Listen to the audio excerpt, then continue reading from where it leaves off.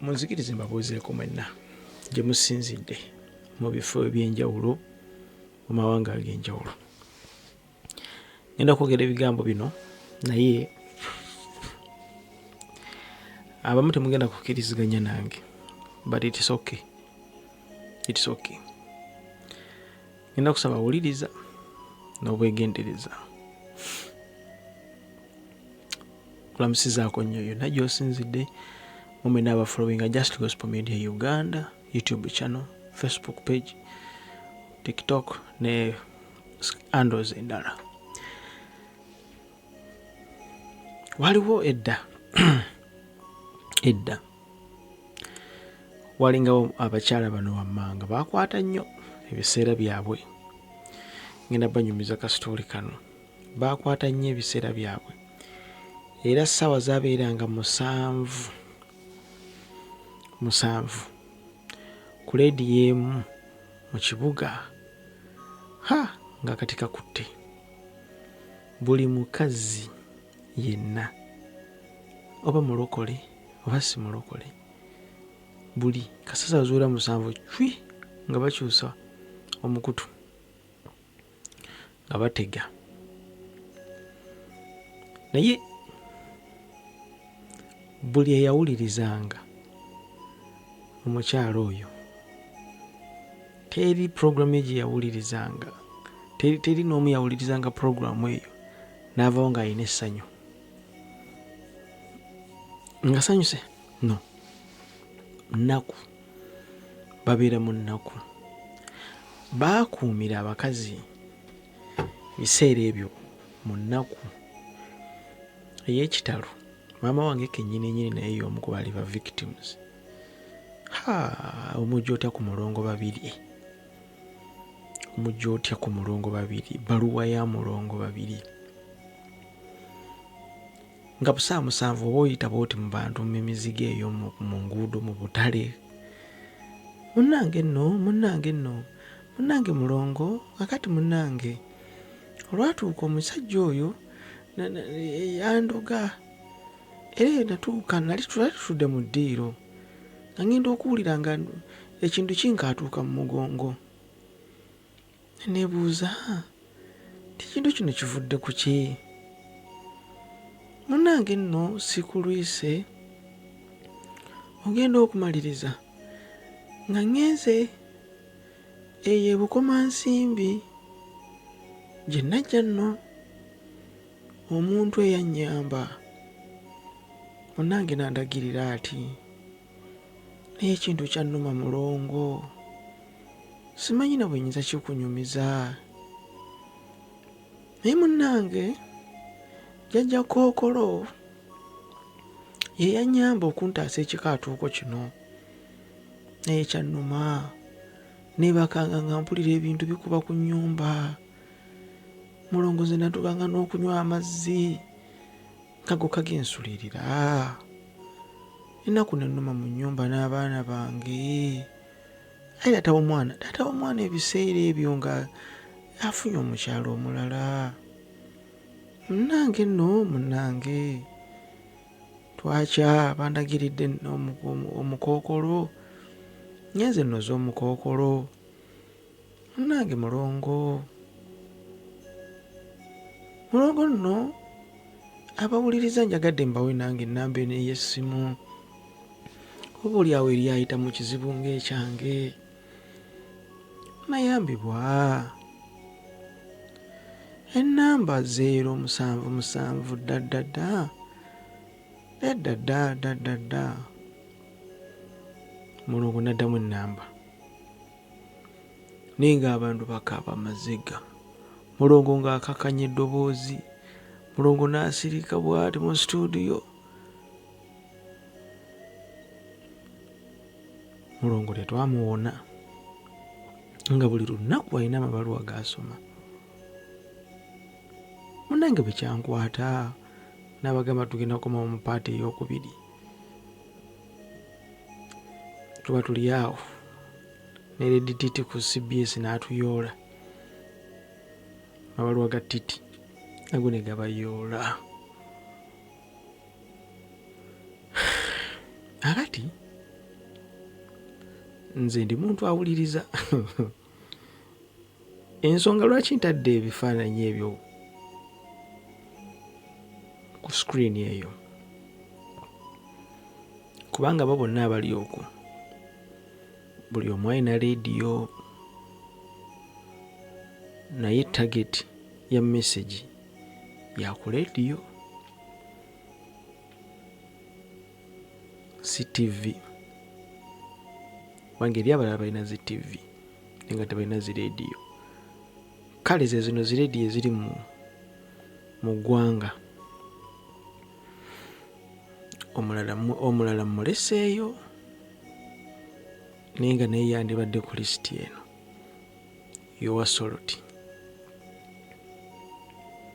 Naye kibuuzo kyange, si bonna abali awo, naye si bonna, naye mbuuza pulogulaamu zino ez'obujulizi eziyita ku mpewo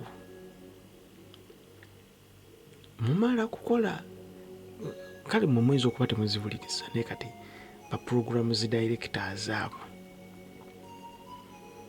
kati tulina version y'ebbaluwa z'abagundi z'aba mulongo babiri, ennaku zino ze ziri mu kusomebwa. Naye ng'omuntu atuula mu studio, TV leediyo y'abalokole, ani leediyo kitombuuza. Wano waliwo Top TV, Top leediyo y'abalokole yasooka mu ggwanga, mukwano gwange Musumba Ssenyonga. Waliyo Bishop ate nga Ssaalongo, mukwano gwange Dr. Kiganda.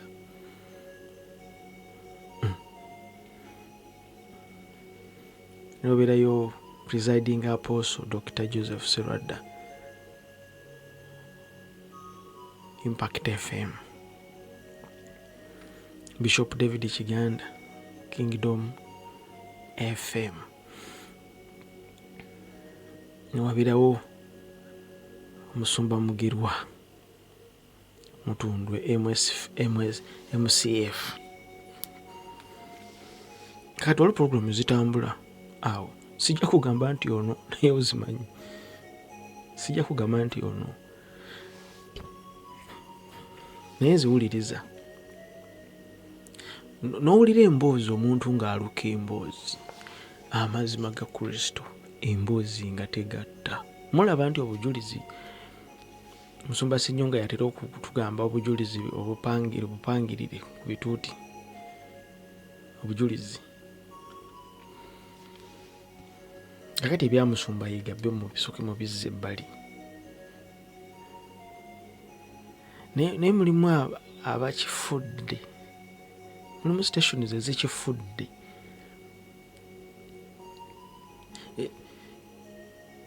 Ne bamukomyawo wiiki eyaggwa. Waliwo omuweereza omu ali awo yakwata omukyalo ono ayitibwa Aida n'anyuma emboozi y'ogenda mu ggulu. Kyakwata bano ne batandika okukijjamu n'eŋŋombo, awo n'enfa, awo simanyi n'enkola ki, ne babijjamu n'oluyimba. Nalaba abasumba balamba ku kituuti bakola samoni, n'agamba awo n'enfa, ali n'abaweereza be bali mu ttendo kukuba ttendo, awo n'enfa. Jjukira nali nafudde dda, bye biri mu kkanisa ya Kristo. Aida n'ajja n'atuwa emboozi, sijja kugamba yali ntuufu, teyali ntuufu, gw'amanyi. Naye jjukira si gwe omuddo gwali gwakasooka nze okuwuliriza Aida. Si gwe gwali gwakasooka, oyinza okubaga gwe gwali ogwakasooka, naye ku nze si gwe gwali ogwakasooka okumuwuliriza n'emboozi eyo. Kati singa okwata emboozi gye yasooka okuwa n'omukwata n'emboozi eno eriwo kati n'ogizanya kuva ku luberebe n'eno bweri, ofuna ba Aida babiri. babiri. Tulina ekintu kirimu ekitatambula nga n'owuliriza ekiboozi ninafuna asimba ekiboozi purogurama n'abakisuubiza nobasuubiza nti wiiki ejja akomawo. Munnange nno obudde butugenzeeko, budde bwa puroguramu endala tugenda ku mulango gwa bakama baffe, naye tukusuubiza ggwe aliyo omuwuliriza waffe omulungi owa leediyo yaffe eno eŋŋanzi nti wiiki ejja ssaawa zezimu tugenda kukomawo n'omugenyi waffe ono mu puroguramu ndendende. Naye nga bw'osiriikirirako tunoowuliriza obujulizi olaba muyimirira ku kituuti, olaba obujulizi ku kituuti oli n'alimba ng'ensi n'oli n'alimbira ddala Musumba Mukama yeebazibwe. Amiina. Bannange ekkanisa muddeemu nnyo. Amiina. Nze bannaye njagala mbabuulire nze simanyi na kumanya kubanga singa mumanyi nze kyenayitamu nyinza okikugira nze ne badda mu bigambo nsonyiwamuko ne bawulula ebiboozi saagala bibagamba ebiboozi byabwe kubanga nabibagamba ebiboozi byabwe mujja tegeera ate bwe nababuulira bayinza okundwala mu mateeka kuba kati yebeera bizinensi ate mu kuweereza noono sobola kumenyera leediyo nti yoono oba yoono, naye baweereza ba Mukama. Obulimba nga buyitiridde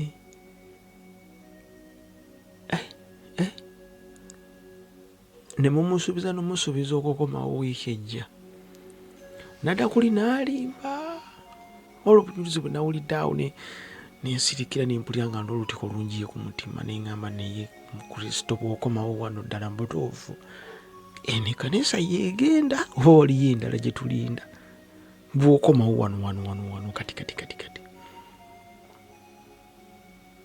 wano n'okomerawo wano 65% buli muntu ayimirira ku kituuti okuba obujulizi sirika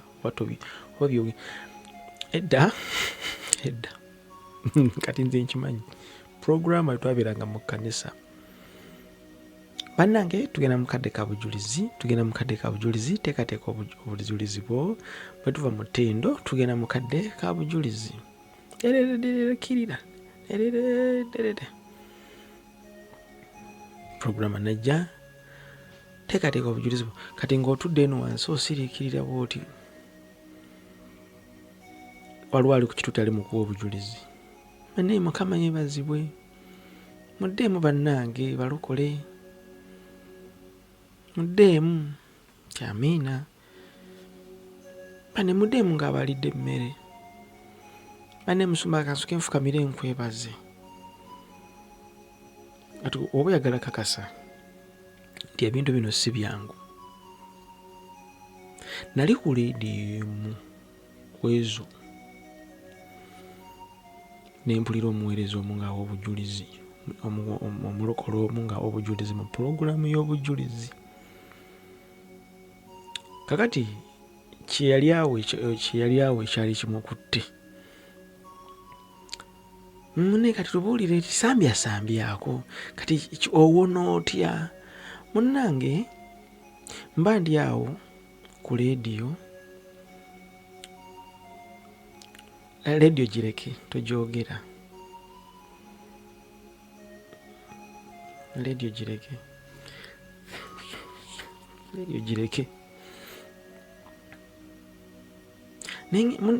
leediyo ngirese neŋŋenda ew'omusumba ku kyaki kuba nawulira bali balanga okusaba okw'ekiro ne batuyita nti byonna ebyatukwata bigenda kukutuka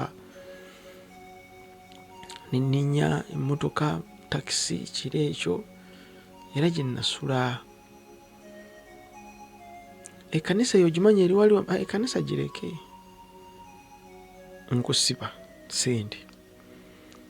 Leediyo eno bwebanga eri mu puroguramu ya bujulizi, omuntu yenna ali mu leediyo ng'ali mu kuba bujulizi takkirizibwa takkirizibwa kwogera gye yawonera. Olina okuba obujulizi nga wano ku leediyo eno wetuli we wawonera. Munange twali wano mu kusaba okw'ekiro wano, Mukama n'ansumulula. Era ku olw'omusumba yabuulira ekigambo ne nkitwala. Banne njagala kuyita mwenna abali eyo ng'olina ekyakukwata kyagaana, wano kikutuka wangi, wano kikutuka. Tosobola kwogera nti kyakutukira eri.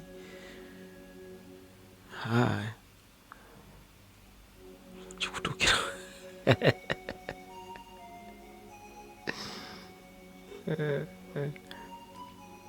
Bano bonna mikwano gyange tebaninaako buzibu. Kale waaba waninako obuzibu ku bano mikwano gyange bano.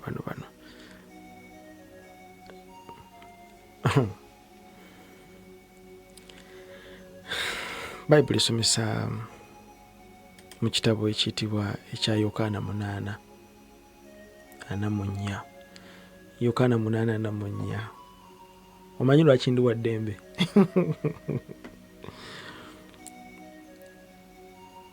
Nina eddembe munda mu nze. Bayibuli esomesa Yokaana 8:4, mmwe muli ba kitammwe Setaani. Gundi tonteeka ebigambo Mukama bisoogedde, sinnaba kukugamba leediyo yiino oba leediyo eno oba leediyo eri. Nina leediyo endala gye neerabidde okuteeka wano naye naali gitaddewo kubanga muyinza osaliriza nti eri neyanedda. Ate saagala kubawa kika kya bujulizi obwo, kubanga binayabawo ekika ky'obujulizi obwo mujja screeninga mugambe amanyi nabuwulira ku leediyo eri, ategeeza leediyo eno. Mwe muli ba kitammwe Setaani era mwagala okukola okwegomba kwa kitammwe oyo okuva ku lubereberye, ye Mosi, so tanywerera mu mazima. Tanywerera mu mazima kubanga amazima tegali mu ye.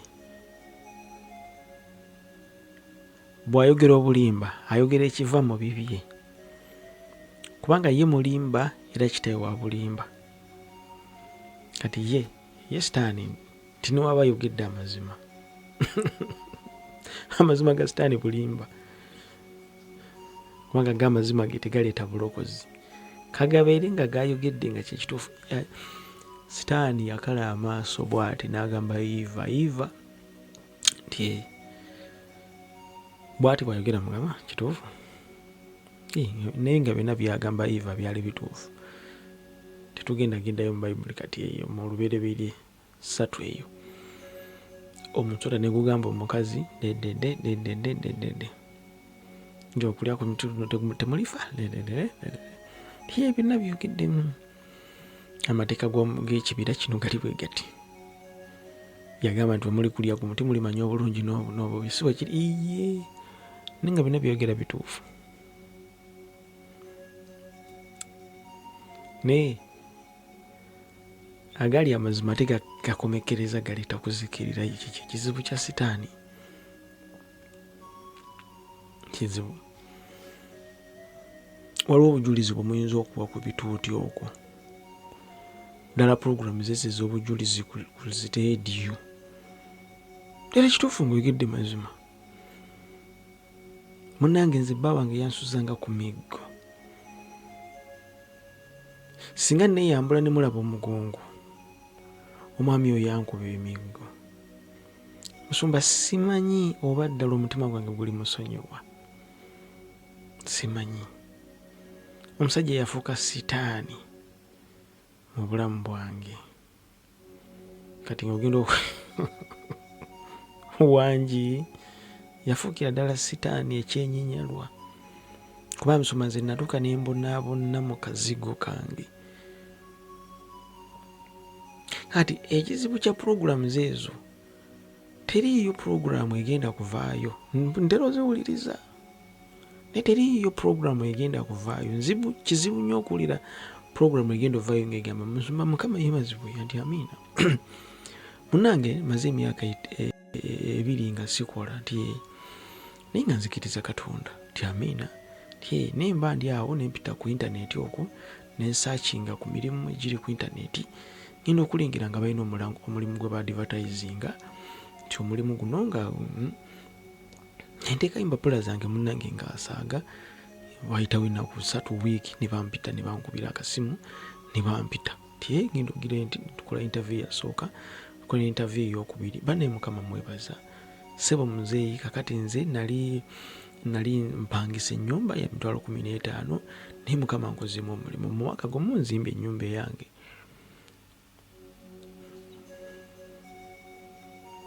Batono nnyo ababwa obujulizi obufaanaganako bwe buti. Ne kakati ennaku zino ddala kituufu nga n'owooluganda mumulaba, ate naye asobola okubeera nga ali awo naye nga n'ebyali mu kwogera alina bye yamize.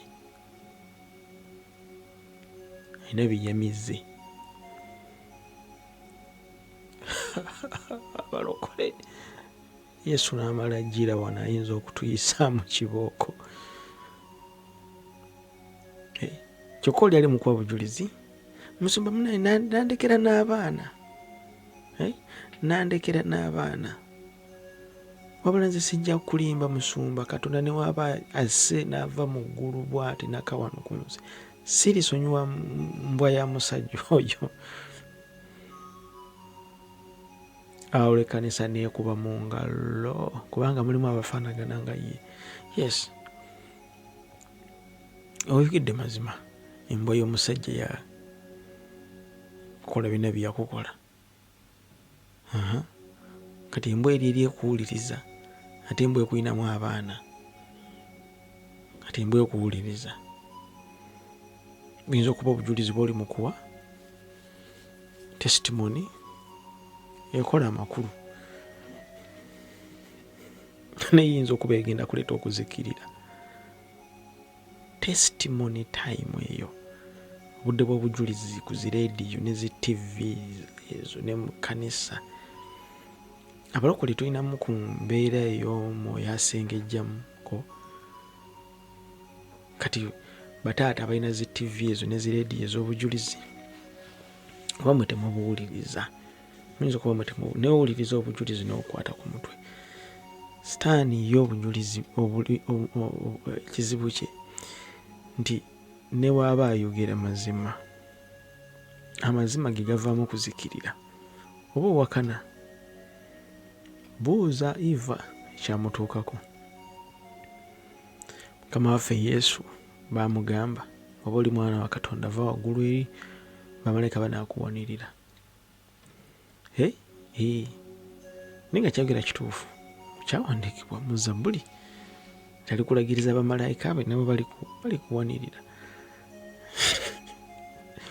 Naye Yesu yagenda kakati nno kanzikirize, tukirize ebyawandiikibwa kanneememerere waggulu. Wangi kyawandiikibwa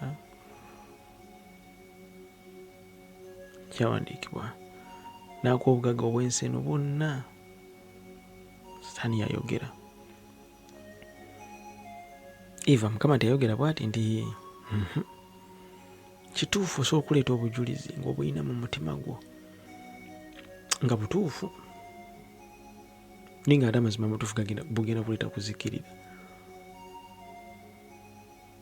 Bugenda kuleeta kuzikirira kubanga mu bwo gw'obukozesa ng'olowooza nti mazima naye nga tekuzikirira kubanga tokozesezza magezi.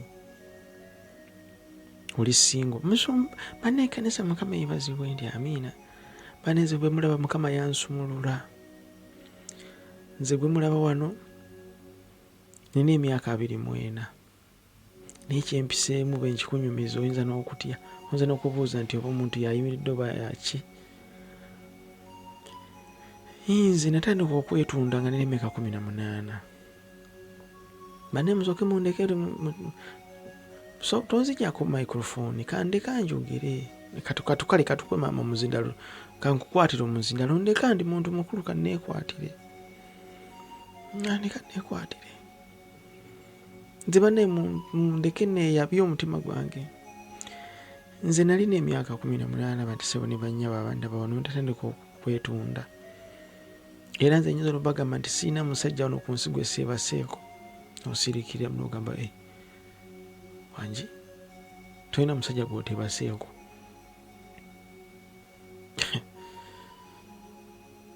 omumpi omuwanvu omudinka omuki bonna bebaseeko kakati omukyala yazze n'omwami we mu kkanisa batudde batnaga omukazi n'atunira omwami we n'agamba oba n'omwami wange yayitayo kubanga omuwala agambye talina musajja gwatebaseeko ku nsi kuno nze nga buli lunaku nsobola okukozesa abasajja nga 10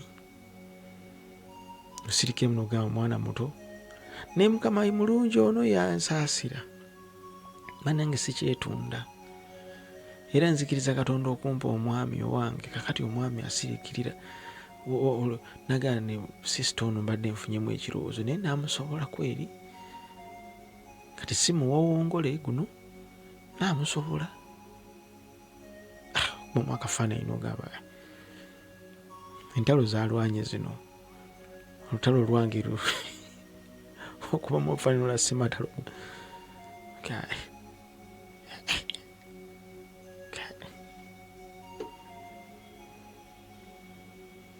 abadde akulamu ensunaga alayika akyali mukali kati okukuwasa n'akuteeka ewaka buli kantu koogerawo kati gamba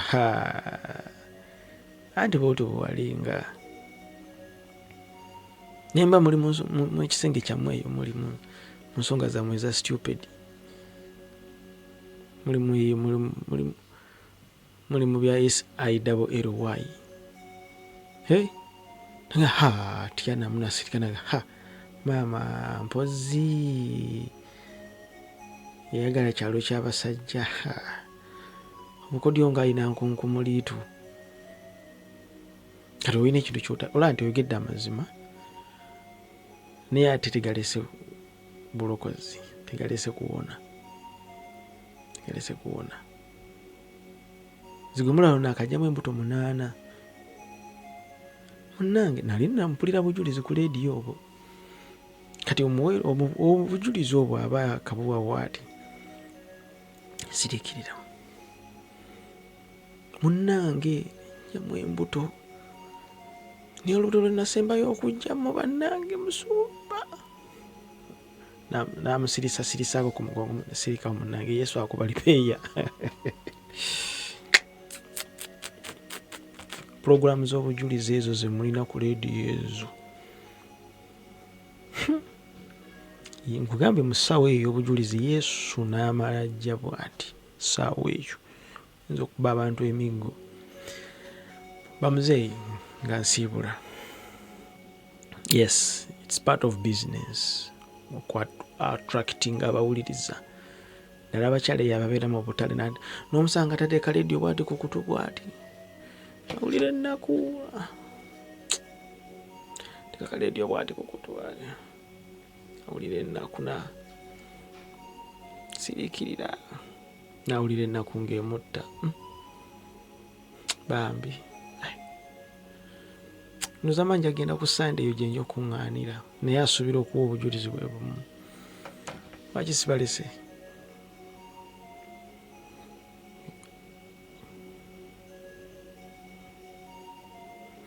obujulizi obwo waliwo abali abo abalina obujulizi obwo nga kyo kifuuse babiddiŋŋana wiiki ejja kukomawo naye nga obujulizi obuli mu kuweebwa bintu ebiri mu kuweebwa bifu tebiriiyo mbaagala nnyo abalokole mubemba mu obujulizi ate mutekemu ku magezi Mukama bankuumire leediyo ezo zirya waliwo abali mu kuwa obujulizi